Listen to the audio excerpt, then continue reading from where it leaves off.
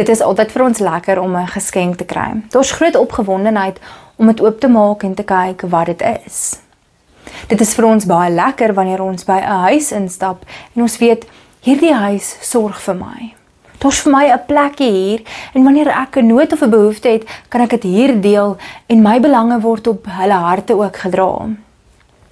Ons lees daar in Romeine 8 vanaf vers 14 tot 17 hoe die Heilige Gees aan ons bevestig dat ons kinders van God is.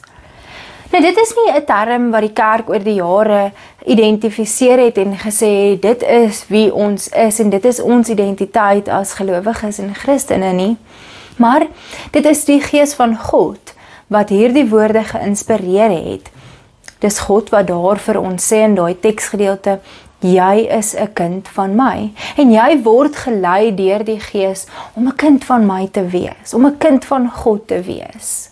Daai teksgedeelte klink so: ons ontvang hierdie ongelooflike geskenk van God om sy kind te wees. Ons is 'n goddelike kind.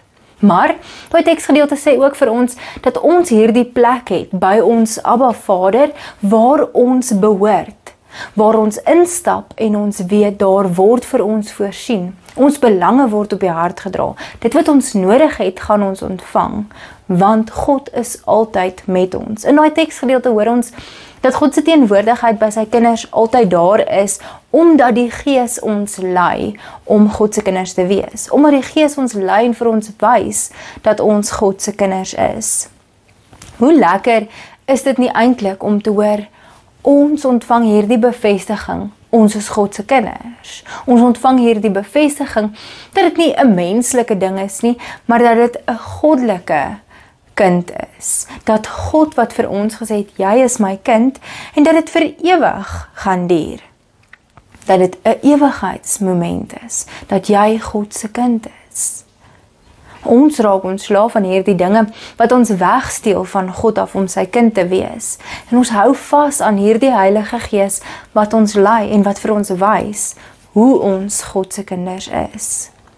Dit maak ons sommer opgewonde om te dink, ons ontvang hierdie bevestiging dat ons God se kinders is. Mag jy vandag draak sien.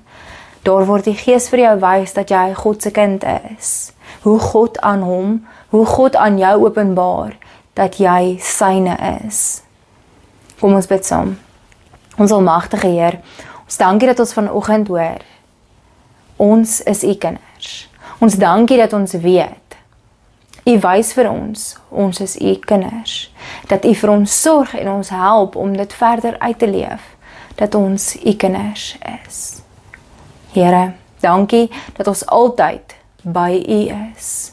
U wat ons Vader is, ons goddelike Vader, wat nooit van ons af weggaan of weggeneem kan word nie. Amen. Geliefdes, mag dit jou opgewonde maak om te weet, jy is 'n kind van God. Gaan leef hierdie opgewondenheid saam met die Gees uit.